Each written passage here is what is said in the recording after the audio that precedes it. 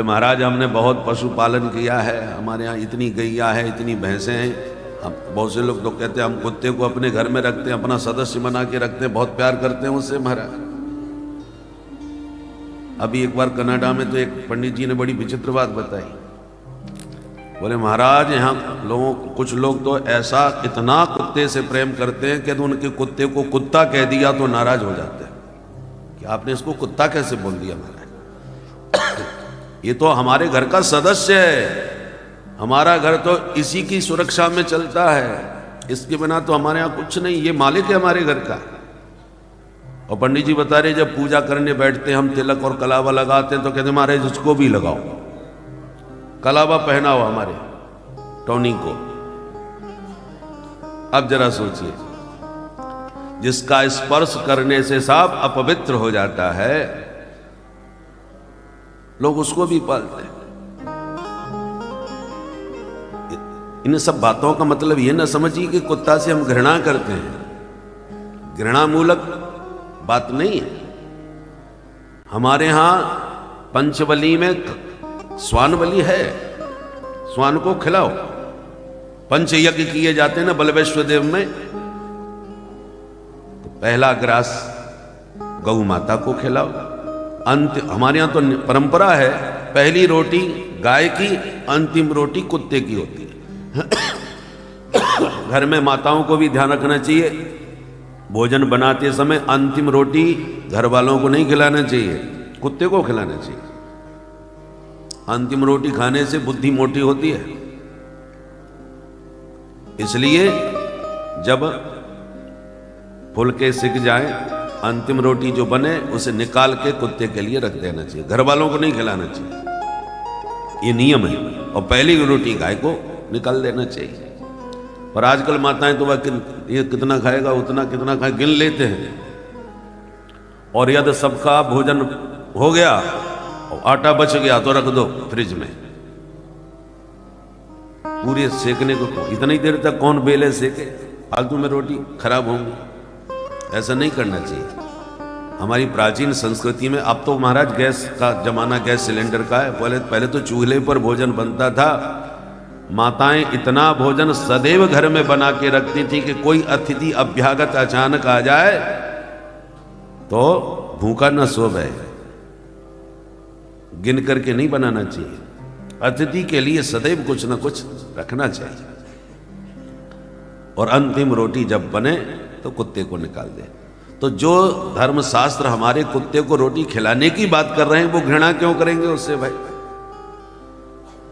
पर कौन ग्राह्य है कौन अग्राह्य है, किसका घर में प्रवेश होना चाहिए किसका नहीं होना चाहिए, ये सब विधि निषेध हैं। शास्त्र विहित विधि निषेध से ही जीवन चलाना चाहिए। गाय घर में रखो, कुत्ते को बाहर खिलाओ। बाहर कुत्ते को खिलाओगे, देखो घर में रहोगे तो एक को ही खिलाओगे और एक के ऊपर तमाम रुपया खर्च करोगे। जितना एक कुत्ते के लिए आप रुपया खर्च करते हो, इंजेक्शन लगवाते हो, शैम्पू से नहवाते हो, न जाने क्या क्या कर्म करते हैं। एक बार हम देहरादून में गए, एक बोला महाराज जी हमारी दुकान पे कदम रख दो, हमने कहा ठीक है चले। तो दुकान पे जब गए तो सब कुत्ते के फोटो लगे थे। हमने काय की दुकान है भाई? बोले हाँ महाराज कुत्ते का सामान मिलता है। कुत्ते का क्या सामान होता है? तब उसने जो बताया कि महाराज देखो इसको नहवाने का ये शैम्पू है, ये खिलाने के बिस्किट हैं, ये उसका प्रोटीन जो बढ़िया खाने को उसका सेहत के लिए है वो है, और उसके जूते हैं, मोजे हैं, टोपी है, कपड़े हैं, हर चीज। हमने कहा भाई गजब है, ऐसे ये तो कुत्तों के ठाट तो मनुष्यों से भी ज्यादा हो रहे हैं।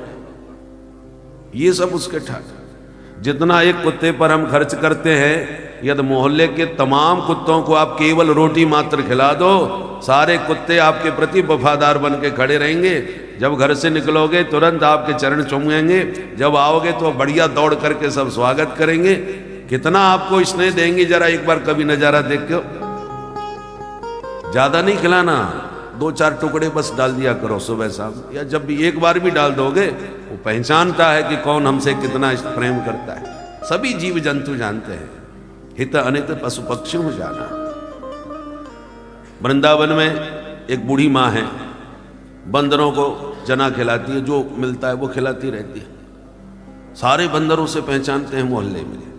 एक बार मैंने स्वयं अपनी आंखों से देखा, पार्क में बैठ करके खिला रही थी, झोले में चने और भी तमाम चीजें रखती थी, निकाल निकाल के खिलाती थी। सैकड़ों की संख्या में बंदरों ने उसे चारों तरफ से घेर रखा था। देखने वाले को लगेगा कि बुढ़िया कहां फंस गई। पर आश्चर्य तो हमें तब हुआ कि कोई बड़ा बंदर या तो छोटे बंदर से छीनता हो खिलाते समय तो उसमें थप्पड़ मार देती, चल दूर हट। और बंदर चुपचाप शांत होकर के, घुर्राता तक नहीं था। नहीं तो बंदर को आप छेड़ के देख लो, सारे बंदर पीछे पड़ जाएंगे आपके। पर मैंने देखा कि वो बुढ़िया मार भी देती है बंदर को, तो भी बंदर कुछ नहीं कहता, तुरंत अलग हट जाता। जबकि सैकड़ों की संख्या में बंदर थे और बुढ़िया सबको आराम से झोले में से निकाल निकाल के खिला रही थी। नहीं तो बंदरों के पास भरा हुआ झोला मिल जाए तो वो बचेगा आपके हाथ से, छीन करके खा जाएंगे, टूट पड़ेंगे आपके ऊपर। इसका मतलब हमने देखा ये प्रतिदिन खिलाती है तो बंदर सब पहचानते हैं और मां की तरह उसका आदर करते हैं, ना झपटते हैं, ना काटते हैं, ना कोई व्यवधान डालते हैं। वो सबको डांट फटकार के आराम से खिलाती है, सब पहचानते हैं। ऐसे ही आपको खिलाना है तो कुत्तों को बाहर खिलाओ, घर के भीतर न घुसाओ।